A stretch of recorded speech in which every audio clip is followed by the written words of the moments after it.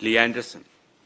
Thank you, Mr. Sharma. It's a pleasure to serve under your chairmanship. And I'd like to thank my honourable friend from Blackpool and Blackpool North and Cleveland for this debate day and his very passionate speech he gave right at the beginning. Now, there are 2,500 people in the UK that suffer from cystic fibrosis, and my wife, Sinead, is one of that 2,500 people in the UK that suffers from cystic fibrosis, or CF as we call it. My wife was poorly through childhood, really poorly, up until the age of 18, never got diagnosed with a condition. It just was a bad cough, a few digestive problems. In fact, the local GP thought she was a bit of a nuisance to keep going. But anyway, at the age of 18, imagine this, she's just about to finish her A-levels, go to university and start off a journey in life, if you like, and she was finally diagnosed with CF at the age of 18. And she was told by a GP and people at the hospital that she probably wouldn't live till she was 30. And that was a good outcome back in them days. She wouldn't live till the age of 30. But, you know, undeterred, she carried on. She went to university. She did her studies. She took her medication. She did her physio. She did all the right things with the hope of becoming a school teacher. And she did. She qualified at uni. She got a degree. And then she went on to become a school teacher. And she tells me, this is way before I met her, and she tells me that, you know, paying the prescription charges was a bit of a struggle for her because she'd got her student loans to pay off, other bits, accommodation. She wanted to buy a house. She wanted to live up independently. She had all these dreams to live independently because she was fighting against time. She'd only got a few years to live. She thought she was going to be probably not here by the age of 30, so she had to really plan her life out. And she struggled. She really struggled. But sort of a blessing in disguise, really, was her illness took a turn for the worse. She actually got CF-related diabetes, type 1, which actually meant that she could get free prescriptions. So the irony of this is incredible, really.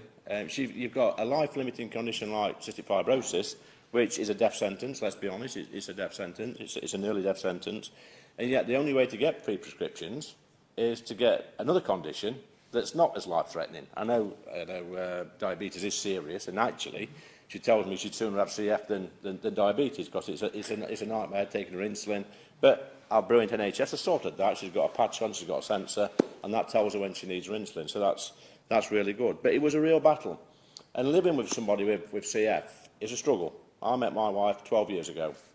She's the best thing that's ever happened to me, if I'm honest. But I saw her at night times when she was getting really bad. When she got to 32, 33, they said, you've only got a couple of years left to live. So they put her on the transplant list to get a double lung transplant. So we went out to Papworth, had the assessment, we did all that stuff. But I used to be awake with her at night time, you know, giving her the physio, patting her back, when she was coughing, you know, cups and cups of blood up at night time, throwing up. You know, we'd sometimes go out for a meal, and as soon as you go out in the cold air, she'd come out and she'd just throw everything up. And so it was a really big struggle for a CF patient to actually keep the food down because of the coughing. And most people don't know that, because I didn't even know what CF was before I met my wife. So there's a constant struggle to keep that weight on, because the heavier they are, then the healthier they are, the better their lung capacity is. But like I say, it was a constant struggle, and the amount of food my wife had to eat, it's like 4,000 or 5,000 calories a day. That's a lot of food, and she has to eat all the junk food, the pizzas, the chocolate, the chips, every bit of junk food, which totally contradicts diabetes. So it's a battle between two illnesses to keep them fit and healthy.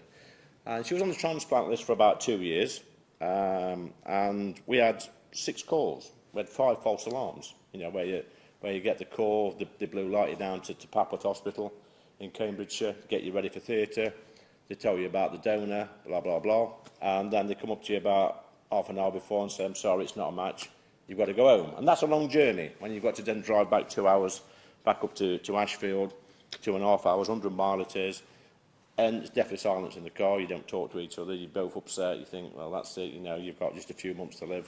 And that happened 5 times. On the 6th time, which was December 2019, we actually got to Papworth, and they said it's a goer, it's going ahead. You know, we got there about 1 o'clock in the afternoon, they said, you haven't it done tonight.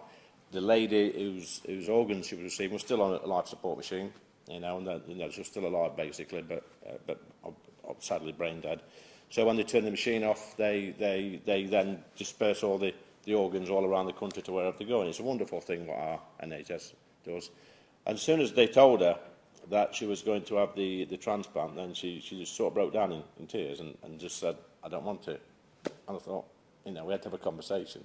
And the conversation was pretty blunt. If you don't have it, then you won't be here in a couple of months' time. And, you know, it didn't take us long to make us mind up. You know, she's a braver person than what I am, but she had it. And she went into theatre about 7 o'clock, I think it was. And halfway through, the surgeon come out. He says, we're really struggling with her. We can't get... we've got one lung out and one lung in. We can't get the other lung out. So it's not looking good. So, you know, me and her mother were there at Papworth. Anyway, a couple of hours later, he come back out again and says, we've got it out, you know, we're fighting against time because you've only got a short amount of time. And then after about 14 hours, he come back down and says, we've done it, we're just sewing them back up now. And she was fine after that. I mean, it was a struggle. It was, I think what people don't realise, the physical part, you can get over that. There's a lot of pain, there's a lot of painkillers, a lot of medication, but it was, the mental part was tough for her. You know, knowing you've got somebody else's organs inside your body, that fear of rejection. So I hope that gives you a little bit of insight into what it's like for a CF patient, because it's hard to sympathise, it's hard to empathise because you've not been there, you know. But that's my wife, and that's the journey she went through. And she always says to me, I cannot understand it. Why?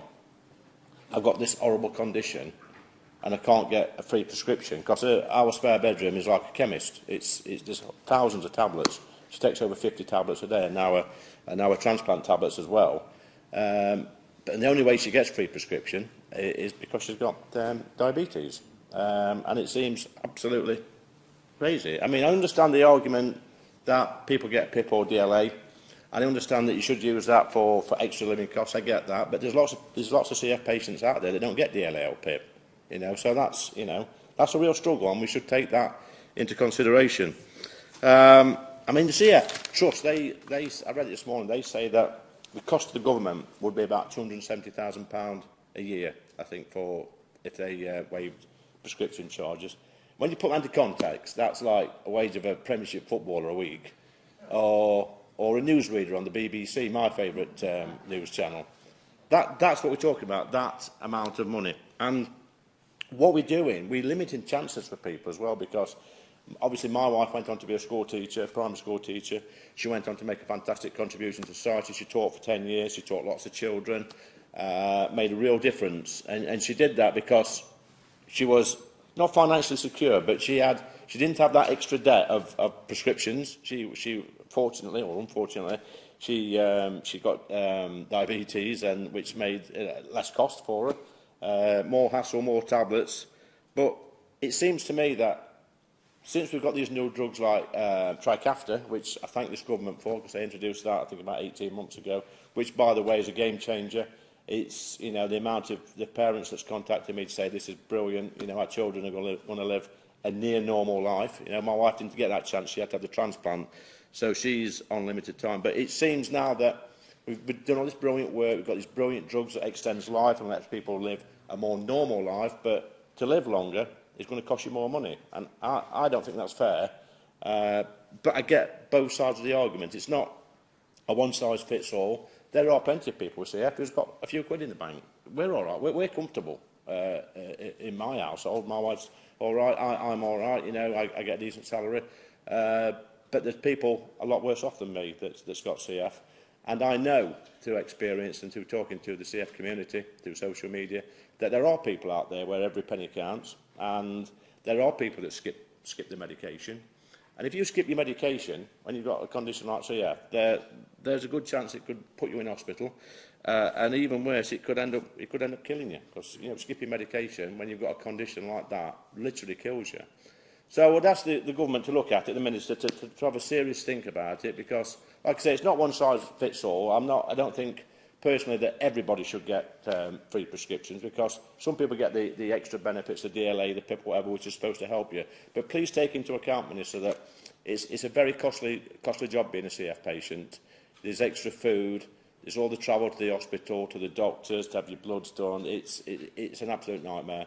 You know, for my wife, it's many trips to the hospital every single month. Then there's, you know, the added cost of going out to Papworth once every 3 months for checkups and stuff like that. So, you know, the CF community is very small in this country. It's very small, and there's not many people know much about the CF community. I'm fortunate that I do know a little bit through my wife, so I can tell that story. And I hope government listens, and I hope there can be some compromise. Thank you, Mr. Chairman.